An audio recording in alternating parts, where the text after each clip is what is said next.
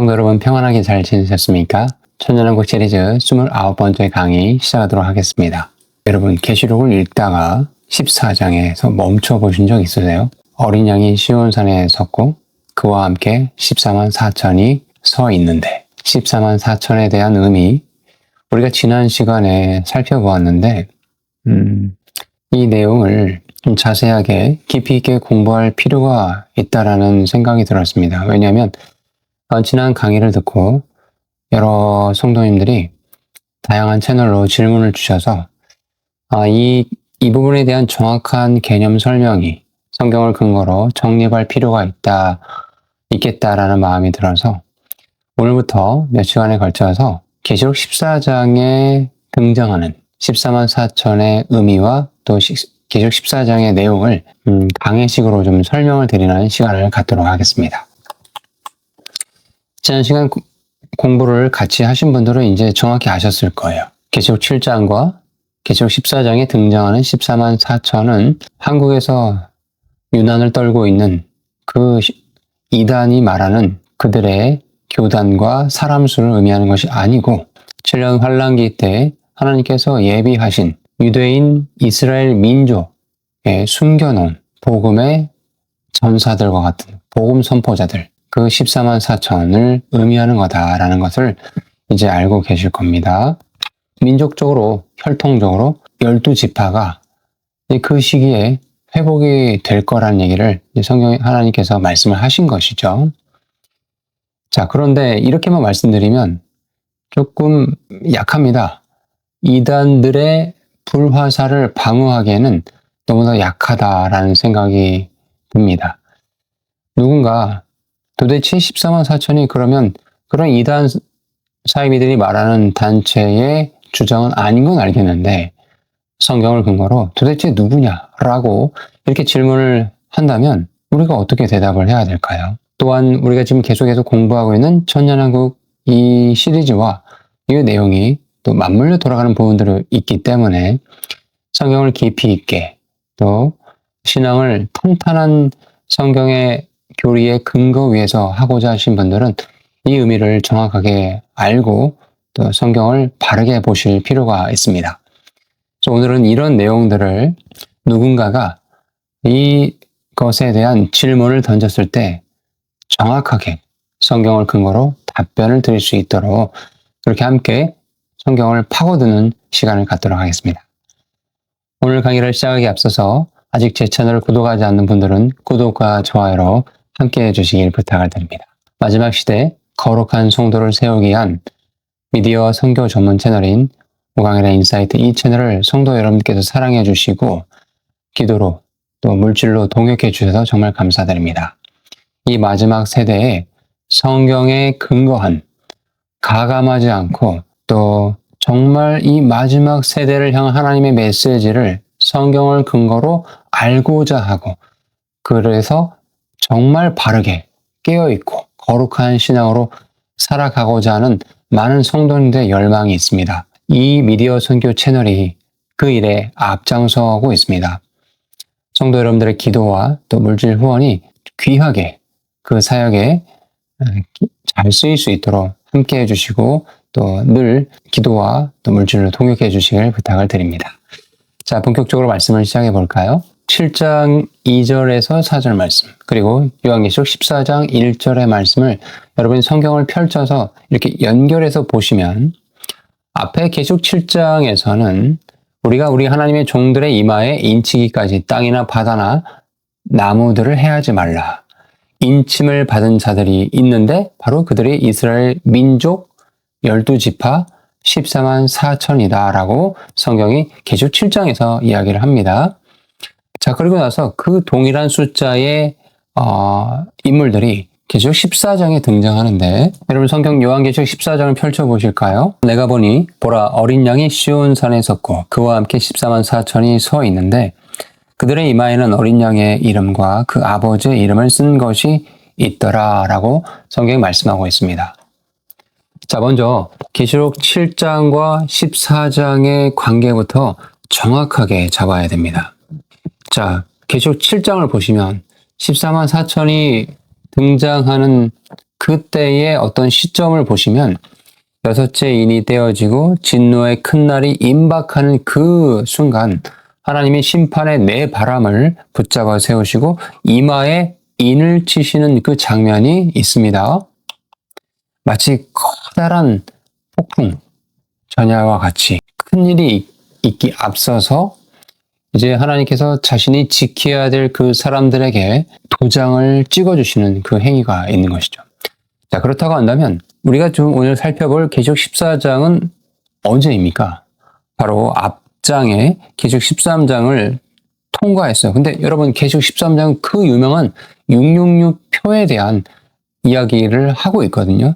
그리고 나서 14장이 등장하는 겁니다. 그러니 폭풍 전의 명단을 계시록 7장에서 이야기했다면 이제 폭풍이 지나고 나서 어떤 일이 있었어요? 계시록 13장에서 이제 이마와 오른손에 짐승이 발행한 그 표, 경배하지 아니한 자들은 정말 지옥과 같은 삶을 살게 될 거란 무시무시한 말씀들, 즉 폭풍이 이미 다 휩쓸고 지나가 버린 그 내용들이 13장에 기록이 되잖아요. 그렇고 나서 이제 마치 폭풍이 지나고 나서 점호를 하는 것과 같은 그런 말씀이 지금 계시록 14장의 말씀이 이어지고 있는 겁니다. 그런데 놀라운 게 있어요. 7장에 등장한 14만 4천 명의 그 사람들이 폭풍을 다 지났는데 한 사람도 낙오되지 않고 한 사람도 죽지 않았다는 거예요. 요한복음 17장에 뭐라고 말씀하시냐? 내게 주시는 자 중에 하나도 잃지 않으신다라는 말씀이 있어요.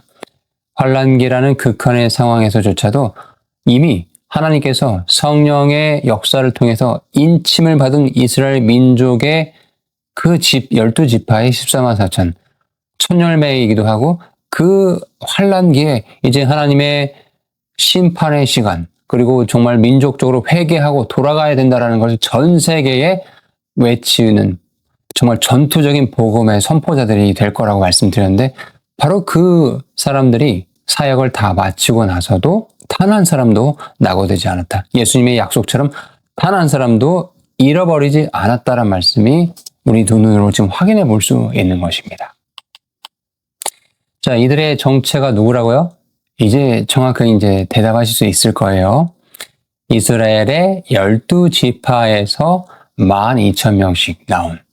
그러니 유대인 복음 선포자들이구나 라는 것을 이제 잘 아실 겁니다. 자, 그런데요. 우리가 이제 성경의 역사를 좀 보실 필요가 있어요. 그러면 이 사람들은 오늘 갑자기 하늘에서 뚝 떨어진 것인가? 그렇지는 않습니다. 하나님께서는 모든 시대에 걸쳐서 remnant, 남은 자들을 예비하셨다는 거예요. 여러분, 노아의 대홍수의 심판의 그 시간에 하나님께서는 8명의 노아의 가족들을 남겨두셨습니다. 남은 자를 예비하셨다는 거예요. 우상의 도시 갈대아우르에서 하나님은 누구를 예비하셨죠? 아브라함, 단 한 사람 아브라함을 예비하셨습니다. 또한 열왕기상 19장에 엘리야가 1대 850으로 바알의 대언자들과 싸우고 나서 이제 하나님 앞에 이렇게 외치죠. 하나님, 나만 홀로 남은 것이 아닙니까? 라고 절망하면서 하나님께 하소연하고 있을 때 주님께서 이렇게 대답하시죠. 엘리야야, 걱정하지 말아라. 남은 자들이 있다. 그런데 여러분 잘 생각해 보시면 하나님께서 남은 자들이 좀 있어 라고 하지 않았어요. 어떻게 말씀하셨죠? 그렇죠. 정확한 숫자를 말씀하셨다는 거예요. 숨어있는, 남아있는 7,000명의 나의 사람들이 있다라고 엘리야에게 말씀하셨다는 겁니다. 이사야서 7장 3절에도 스알야숲, 남은 자가 돌아오다라고 이사야가 이렇게 설교를 할 정도로 이야기를 했습니다. 또한 바울도 로마서 11장에서 지금도 은혜의 택하심에 따라서 남은 자가 있느니라 라고 그렇게 우리에게 이야기를 합니다. 자, 그러면 신구약을 통해서 이렇게 연결을 해보면 바알의 시대에 하나님께서 남겨두신 7,000명의 용맹한 사람들이, 믿음의 전사들이 있다고 한다면 이 마지막 7년 환란기 적그리스도의 짐승의 시대에 하나님께서 특별하게 남겨두신, 세워두신 사람들이 있다라고 하셨고 바로 그들의 수가 14만 4천이라는 것이죠. 인류 역사상 최악의 배교의 시기 때 하나님께서 남은 자들을 남겨두셨는데 바로 그것의 가장 클라이막스, 7년 환란기 적그리스도가 이제 하나님처럼 온 세상을 통치하고 자기 자신을 경배하게 하는 그 시점에 하나님께서는 여전히 남아있는 자들을 남겨두셨다라는 겁니다. 이 얘기는 뭔 얘기냐? 하나님의 이스라엘을 단 한 번도, 단 한순간도 완전히 놓으신 적이 없다라는 말씀을 우리는 이것을 통해서 깨달으셔야 됩니다. 할렐루야. 자, 그러면 왜 하필 14만 4천이냐? 여러분, 이 숫자에도 놀라운 의미가 숨겨져 있습니다. 14만 4천. 어떻게 나온 숫자죠? 12 곱하기 12 곱하기 1000 이렇게 되죠. 여러분, 성경에서 12라는 수는 언약의 백성의 숫자예요. 12지파, 12사도. 그런데 그 구조가 성경의 마지막 장에도 등장을 합니다. 예루살렘, 다시 새 예루살렘, 12문의 12지파의 이름이 있죠. 12기초석의 12사도의 이름이 새겨져 있습니다. 기록 21장을 참고해 보시기 바랍니다. 자, 그리고 성곽에 치수를 재었더니 얼마예요? 144 큐빗이라고 성경이 말씀하고 있습니다. 요한계시록 21장 17절에 성의 길이가 얼마입니까? 같이 공부하셨던 분들은 기억하실 거예요. 12,000 스타디온. 그리고 지파당 인침을 받은 숫자는 12,000이다. 여러분, 이런 숫자들이 그저 비유와 상징으로 우연히 하나님께서 적어주신 걸까요? 그렇게 만약에 그런 식으로만 성경을 본다면 하나님께서 굉장히 실망하실 겁니다. 왜냐하면 특별한 의미가 있어서 그런 숫자들을 기록을 하신 건데 자신의 자녀들에게 이 사랑의 편지를 남겨주셨는데 이건 그냥 비유와 상징일 거야 라고만 그렇게만 봐버리고 그렇게만 이해를 해버린다면 하나님의 온전하신 그 뜻하심이 전달되기가 어렵겠죠. 이 말의 의미는 우연히 그렇게 기록하신 것이 아니라는 겁니다. 자, 14만 4천은 하나님의 백성의 완전한 구성이에요. 12 곱하기 12. 그리고 충만을 더한 1000이라는 수. 이런 것들을 통해서 우리가 이렇게 추론을 해보면 여러분, 제가 지금 추론이라고 했어요. 이게 교리가 아니라는 겁니다. 그러나 성경을 보고 적용해 보는 겁니다. 그러니 이런 것의 의미는 환란기에 남은 자들은 영원한 도성, 새 예루살렘 도시, 그 도성과 같은 설계도로 하나님께서 특별하게 남겨두시고 지금 우리 눈에는 그들이 누군지 어떤 사람들인지 모릅니다. 그 때가 되었을 때 하나님께서 예비하시고 하나님의 경륜의 때가 되었을 때 등장해서 그 일을 수행할 거거든요. 바로 그렇게 정교하게 설계도처럼 지어진 사람들이다. 하나님의 역사는 즉흥적이지 않습니다. 또한 사람의 생각처럼 그렇게 주먹구구 그런 식이 절대 아닙니다. 하나님은 어떻게 보면 컴퓨터보다 정확하고 정밀하신 분이라는 것을 기억하셔야 돼요. 자, 그리고 이 14만 4천은 이마에 인침을 받은 사람들이라고 했어요. 자, 이마에 인을 친다. 소유의 도장과 같다라고 생각하시면 됩니다.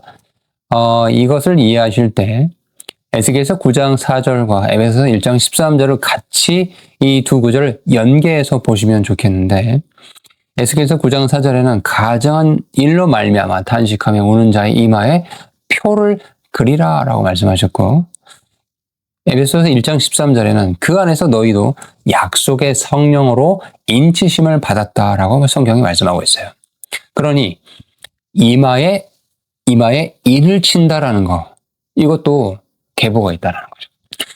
여러분, 창세기 4장을 보면 가인에게 하나님께서 표를 주십니다. 그러니까 심판의 아래에서도 그들이 이제 광야로 나가게 되잖아요.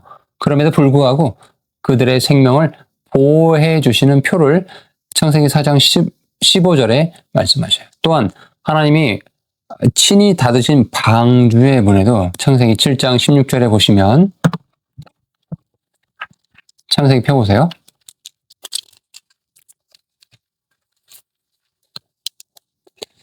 하나님께서 방주의 문을 어떻게 하세요? 여호와께서 그를 들여보내요. 뭐 노아까지 다 들여보내고 하나님께서 문을 닫으셨다는 거예요. 놀랍지 않습니까?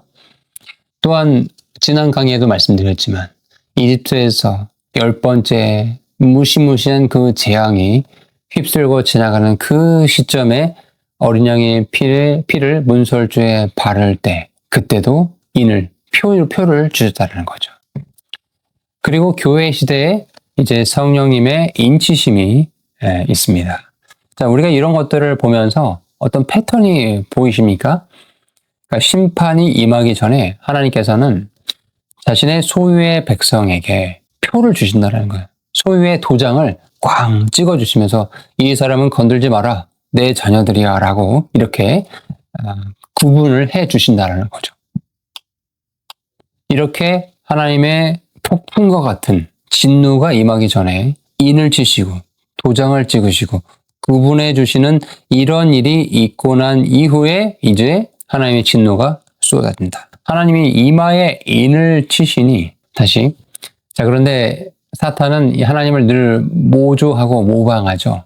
하나님께서 자신의 백성들에게 인을 치시니까 짐승도 이마에 표를 찍어버리죠. 그렇죠. 사탄은 창조를 하지 못하지만 하나님을 모방하고 위조합니다. 성삼위 삼위일체 하나님이 계신 것처럼 마귀도 모조된 위조된 삼위일체가 있어요. 용과 짐승과 거짓 선지자가 있거든요. 또 우리 하나님은 부활승천하셨죠. 그런데 이 마귀 사탄도 모조를 해요. 위조를 해요.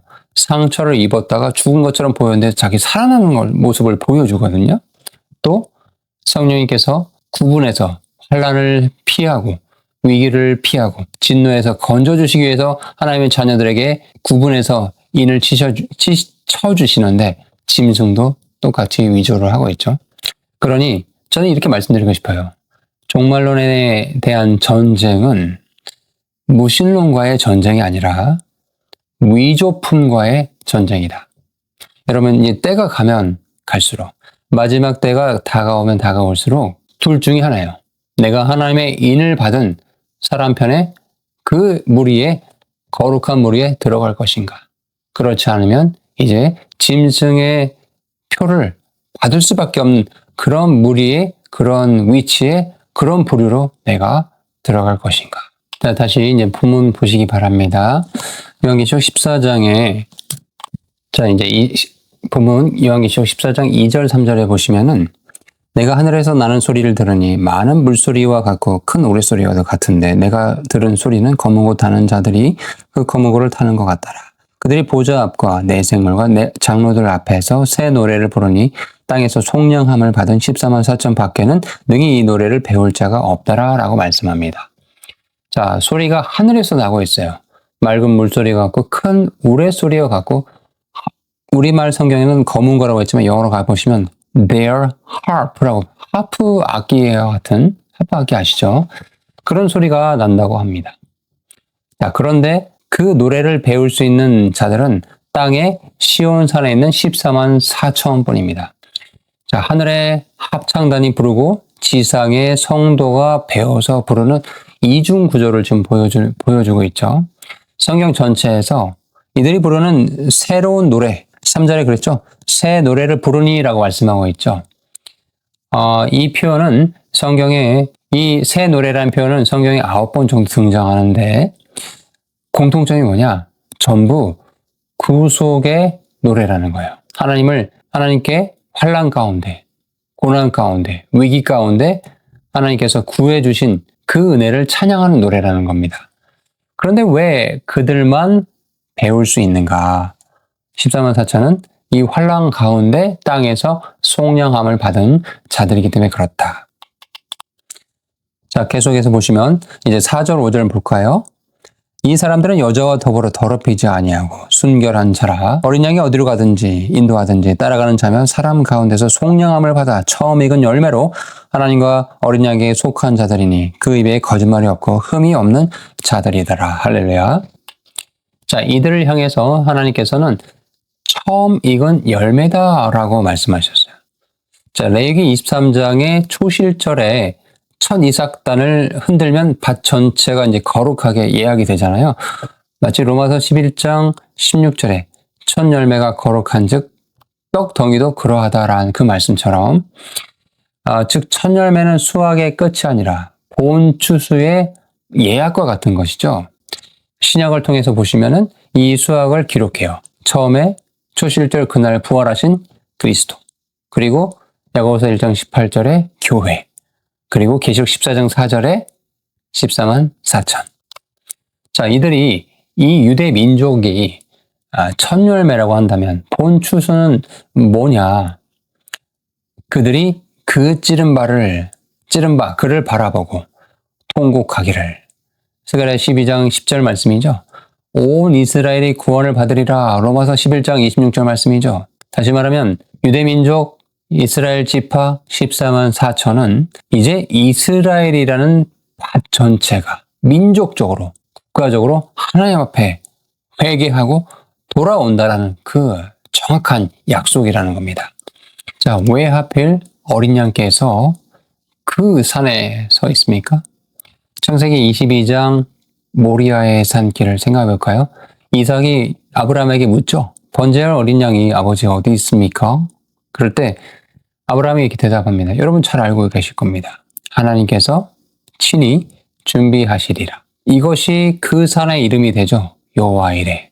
여호와의 산에서 준비가 되리라 라고 창세기 22장 14절에 말씀합니다. 자, 그러면 그 모리아가 어디입니까? 바로 솔로몬의 성전이 지어진 것이죠. 바로 시온입니다. 이삭의 이 질문은 2000년을 열린 채 내려오다가 요르단 강가에서 답을 받았어요. 보라, 하나님의 어린 양이, 보라, 하나님의 어린 양이다. 요한복음 1장 29절이죠. 바로 그리고 그 어린 양이 바로 그 산 근처에서 잡히셨습니다. 그리고 계시록 14장 1절에서 어린 양이 시온산에 서 계셨다. 즉 창세기 22장에서 이삭이 아브라함에게 물었던 그 질문, 하나님께 번제로 드릴 그 어린 양이 어디 있나이까? 라는 그 질문에 대한 대답이 계시록 14장에 와서 결론이 내려지는 겁니다. 그리고 그 곁에 이삭의 후손인 14만 4천이 어린 양 앞에 서서 그분을 경배하고 있죠. 자, 이 부분을 우리가 좀 주목해서 보실 필요가 있는데, 시온산은 시편 2편 6절에서 선언한 왕국의 수도입니다. 그러므로 계시록 14장 1절은 13장 앞에서의 절망의 한복판에서 삽입된 천년왕국 개막의 예고편과 같은 것이거든요.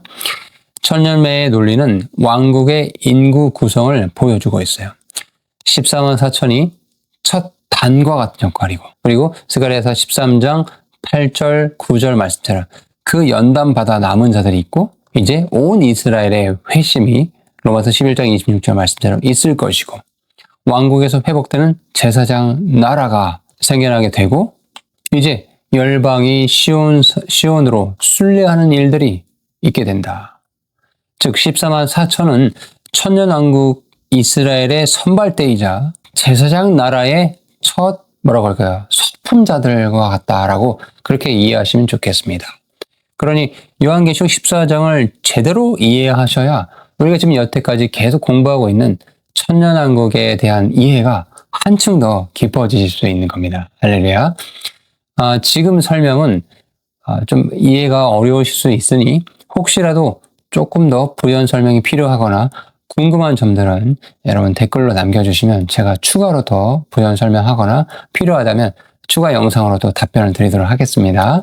마지막으로 천년왕국의 새 무리의 좌석표라고 할까요? 이런 것들을 좀 정리를 해봅시다. 첫 번째, 우리가 지금 오늘 강의에서 다루고 있는 14만 4천이 있어요. 누굽니까? 환란기에 인침을 받은 이스라엘의 첫 열매이다. 보호받아. 그 7년 환란기 기간 동안에 보호받는 지상의 증인들이고 왕국의 이스라엘이 이제 제사장 나라로서 천년 왕국에서 그 역할을 실제적으로 수행할 것인데 그 이스라엘의 선발대와 같은 자들이다. 두 번째, 환란기 성도가 있다고 말씀드렸죠. 계시록 7장 9절에 각 나라와 족속과 백성과 방언에서 나온 셀 수 없이 큰 무리가 있다라고 말씀드렸어요. 이들은 정확하게 우리가 타임라인을 보면 교회의 휴거 이후에 환란기 기간 동안 14만 4천과 두 증인과 천사의 복음 선포를 통해서 구원받은 셀 수 없이 수많은 만국의 사람들입니다.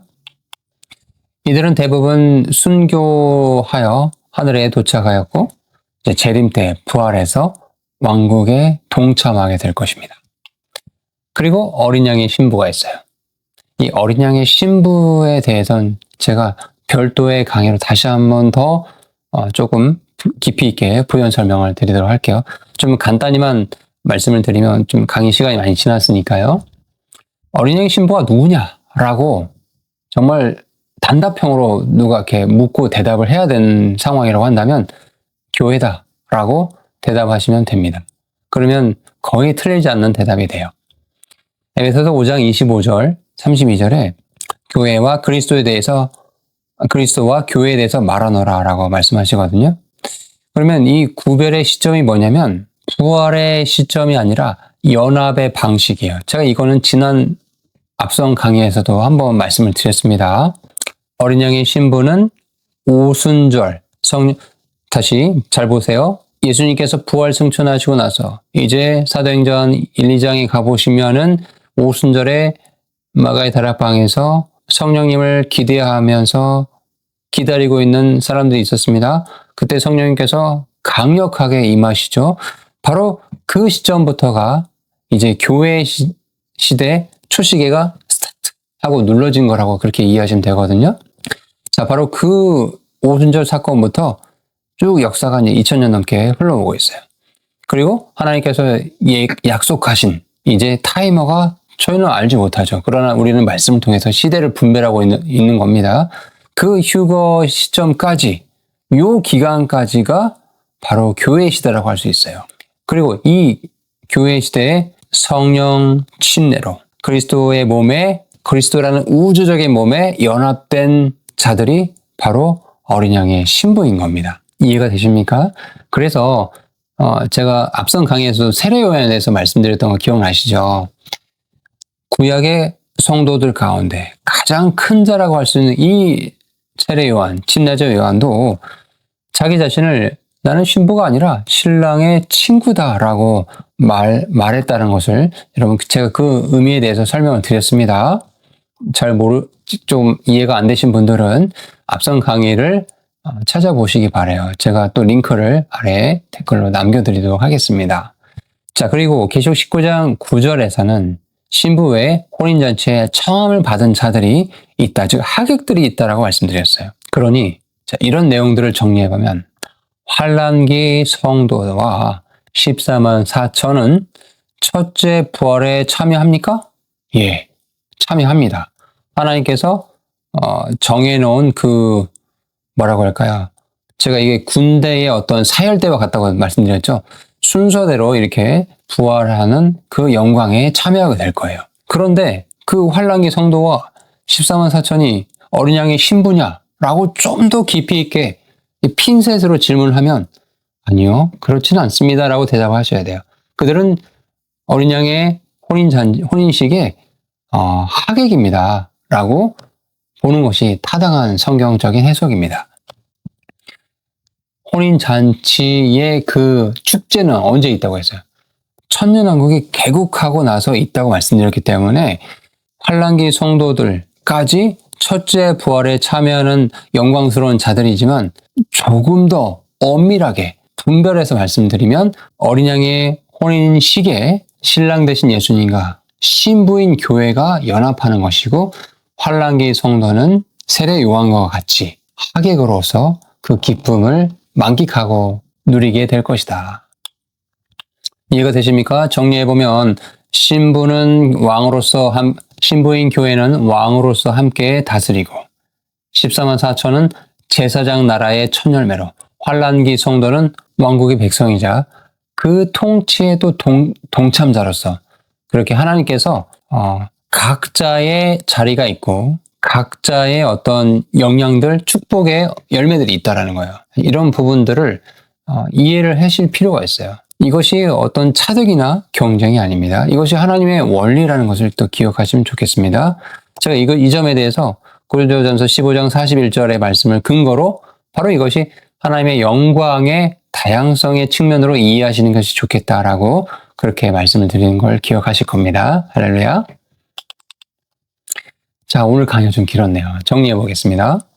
하나님은 자기 백성을 세시고 설계하시고 또 날인하시고 예약하시고 끝내 그 시온산에 세우십니다. 할렐루야. 시대가 악하고 또 하나님이 없는 것처럼 보이는 그런 순간들이, 역사의 순간들이 계속해서 있어 왔어요.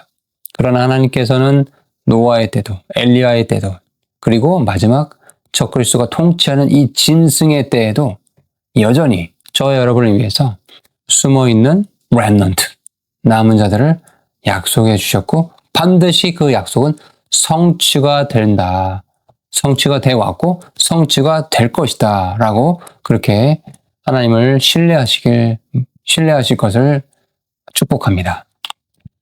오늘 계시록 14장 1절에서 5절의 말씀을 함께 나눠보았어요. 다음 시간은 그 다음 구절 6절에서부터 13절까지 또 쭉 이어서 성경의 깊은 의미들을 함께 나누면서 천년왕국의 개념과 그 아름다움을 이해하는데 이 내용을 잘 이렇게 접목하셔서 하나님의 말씀의 깊은 의미와 또 말씀을 깨닫는 또 이걸 알아갈 때 그 꿀맛과 같은 감사함을 느끼고 누리며 지금 오늘의 삶을 주님께 영광 돌리는 거룩한 삶으로 살아가는 저와 여러분 되기를 주님의 이름으로 축원을 드립니다.